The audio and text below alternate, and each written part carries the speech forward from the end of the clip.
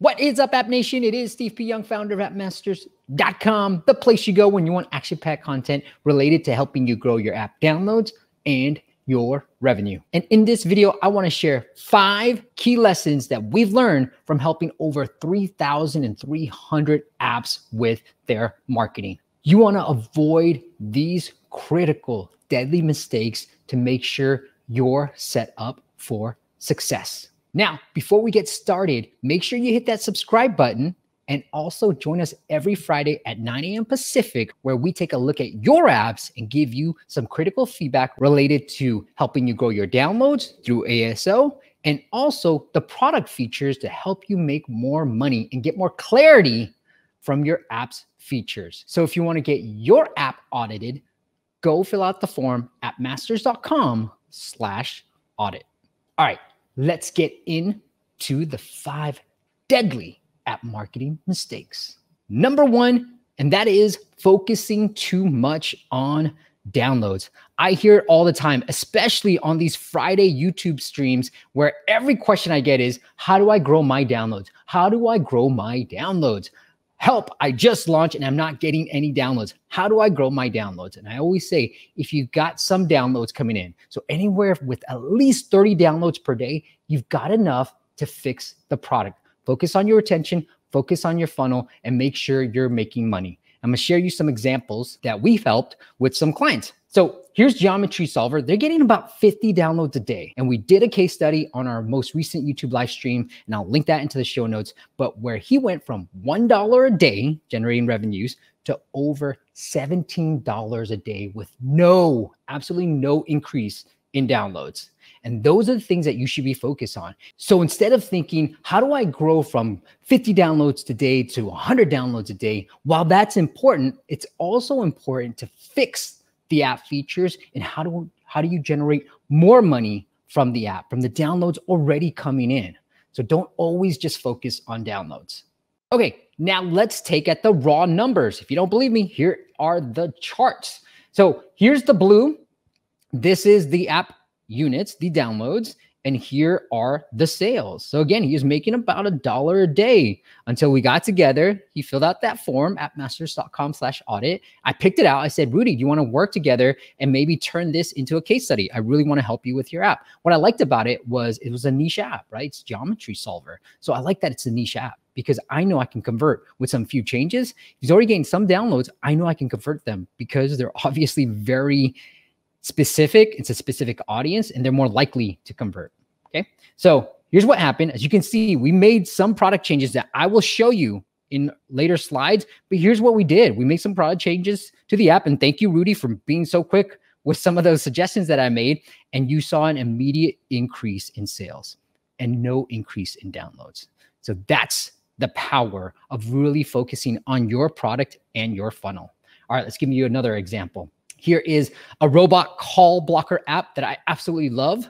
So go check it out. It is called Robot Call Blocker. It's a black icon. Search for it. It's very, very inexpensive and I use it. So I'm a paying customer as well as, I got to work with this client as well. So we made some changes to the pricing page. The app allows you can't use the app without paying for it. So we made some changes to this pricing pages that I can't share with you. Can't give away all my secrets here, but we saw a 70% increase in conversions. So people who activated a trial and people stayed on after activating the trial. And we saw a 46% increase in average revenue per download.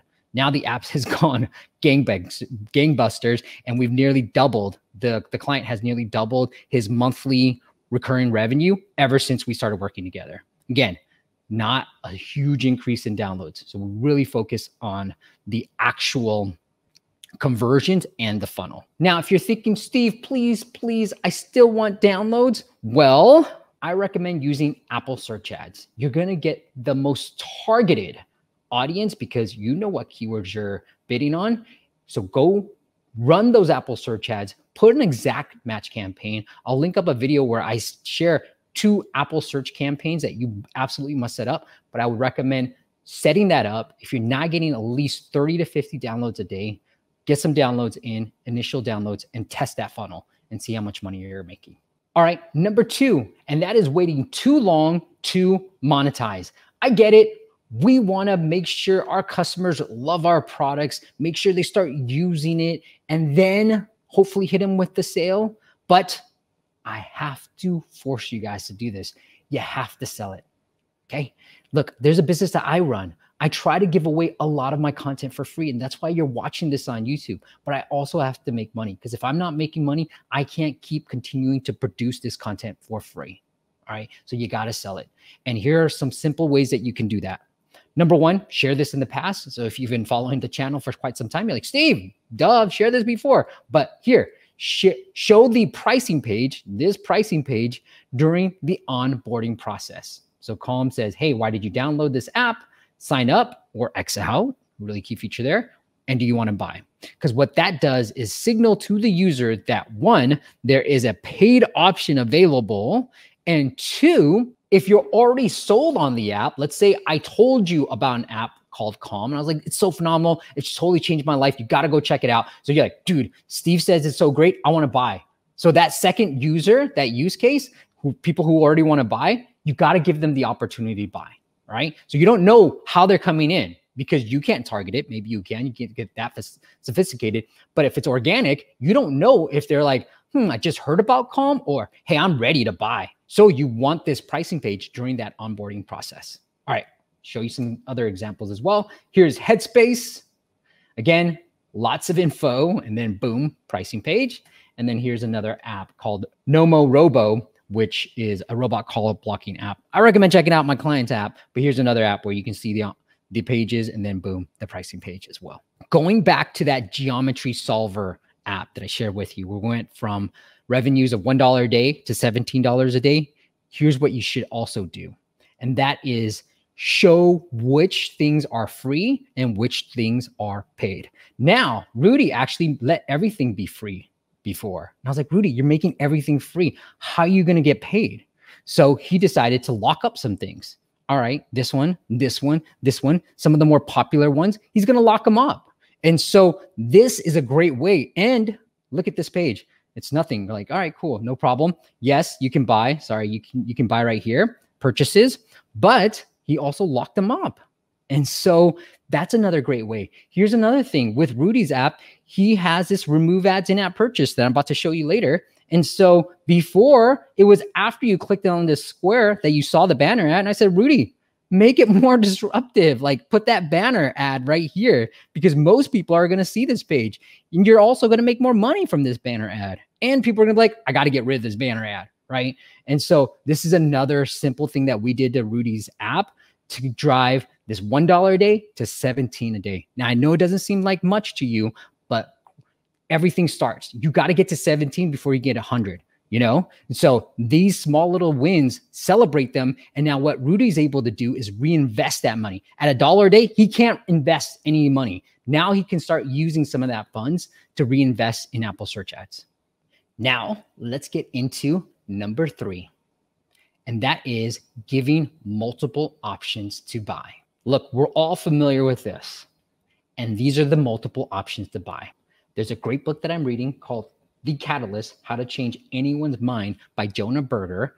And he talks about people love options. They don't love too many options, but people want to feel like they're in control of their own actions. And so options are very important. And here's what we're familiar with: monthly, annual, lifetime, monthly, annual, lifetime, and then these monthly and yearly type of things. Great. Now, what I'm going to be doing with my subscription-based app, and you guys will be seeing a case study of it soon, is providing a way to just remove ads as well. I'll share why I'm going to be doing that, because people want options. Maybe they don't want a subscription. Maybe they just want to get rid of a few things that are bothering them, because I want to give them with some options, but not too many options. So please give them options, okay? And here's the most popular way of doing it: monthly, yearly, lifetime, monthly, yearly, 6 months, whatever it is, give them options. I prefer to give them more options than this, but this is the simple way of doing it. All right, let's take a look at what Rudy did with his geometry solver. Again, from revenue $1 a day to 17. Here's was his old pricing page where he just allowed you to buy ads, remove ads. So that was it. And I was like, Rudy, we got to give him more options. And so as you guys remember, we locked some of these shapes. We said, hey, unlock these shapes, remove ads, or do both for this same price. And why I love options is because humans are illogical. We're irrational. We make emotional buying decisions. When we see a pricing page like this, let's take it back. When we see a pricing page where it just has remove ads, one option to buy, we probably don't want to lose. Again, a part of human psychology behavior, we don't want to lose anything. And so we don't want to lose the $199. If you're saying either lose $199, which is pay $199, or don't pay, I don't want to lose $2. But if you show more options here, one that says unlock shapes, one that says both versions where you get to remove the ads, and for the same price, we become irrational. Now it's not about losing. Now we're gaining. Oh my gosh, we get to get this price, $349, which is the same price as his unlock shape. I'll do it. And Rudy, what he's found out is actually some people just say remove ads. And so again, this is why it's so powerful. You would think that almost 100% would buy the full version, but Rudy is finding that people are just buying the cheaper option because they just want the ads gone, right? Maybe they just want to support the developer and they're like, hey, you know what? I'll just throw a couple of bucks your way. So this is why options are so powerful. And that's what I would do. Subscription-based plans is provide an option where they can buy one time. And I know they're kind of doing it here with the lifetime offer, but think about ways that you can provide more options, whether I know a lot of you guys have subscription-based apps and you have this remove ads. So give them an opportunity, just remove ads, make it $2, make it $5, whatever it is, because once they pay for something, they're actually more likely to pay. So it is a signal that, hey, if they remove ads, they're probably going to likely become a subscriber further down the road as well. So give them a cheaper option that they can pay you for. All right, now let's go on to number 4, and that's relying too much on ASO. Look, I get it. I do a lot of ASO. That's what I'm mainly known for. When you search for YouTube, App Store optimization, guess who's number 1? This guy. But I got to tell you, there are so many other variables to ASO than just keyword optimization, which is what we mostly think about when we think about ASO. There's download velocity. There's screenshot optimization. There's search boost campaigns as well. All this stuff go into ASO. And so what I implore you to do is ASO is just part of the puzzle. If you rely too much on it to take it really to the next level, you're going to have to spend some money on search ads, on Facebook ads, some paid acquisition model, because if you look at any of the $1 million apps, the tens of $1 million of apps, you're going to find that they have some paid marketing involved. They fix their funnel. They know their funnel to a T, and they've got a paid model that works well for them. It all feeds into each other. The more paid downloads you can get, the better your keyword rankings are going to be, the better your organic downloads are going to be. So all of these things, all these variables work intertwined together, and they all help each other. All right, now let's look at the last one, and that is relying too much on Apple features or Google features and PR. Look, we're the #1 agency when it comes to helping clients get featured by Apple. We've helped over 34, as of this recording, apps get featured, and a handful of them have gotten Game of the Day and App of the Day. So we know how powerful it can be. But in 2020, it has changed. Because the App Store has changed, it's really the biggest driver is going to come through this, right? This Game of the Day. And that's where you get a lot of people. And also, these are great, but not the most. And what I always tell clients is, yes, it's great to be featured on TechCrunch. Yes, it's great to be featured by Apple, but it's neither going to make or break your business. It won't matter. It's great. It's a nice little vanity metric to say, oh, I was on an App Store feature. So definitely put it on your screenshots if you get a feature. But again, it's not you'll be fine whether you get it or not, right? It's nice to have, but it's not a necessity when it comes to figuring out what you should be doing with your app marketing. And I want to show you some numbers too. So here's a client of ours that actually got an Apple feature, and we ran some campaigns on it. And I love this campaign called Free Promotional Campaign. So you can search for it, search for Apps Gone Free on our website, App Masters, and I share how you can do it. But here's what happened. This free promotional campaign drove 941 downloads. So about 1,000 downloads by running this campaign. It's for a very niche app, okay? Because it's a kids music app. And most of the time we get thousands of downloads within a matter of days. Okay. But again, very niche app. And we got about 1,000 downloads after running this campaign. So a few days afterwards, we drove it. Now we got an App Store feature a few weeks after this. And it was a great surprise. I was like, holy cow, I can't believe it. And so that drove for the lifetime of it about 3,000 downloads. So again, you're like, whoa, Steve, isn't an App Store feature worth it? Absolutely. But here's the problem. The problem is that you're only going to get that App Store feature likely just once. You have no idea if and when you'll ever get it again.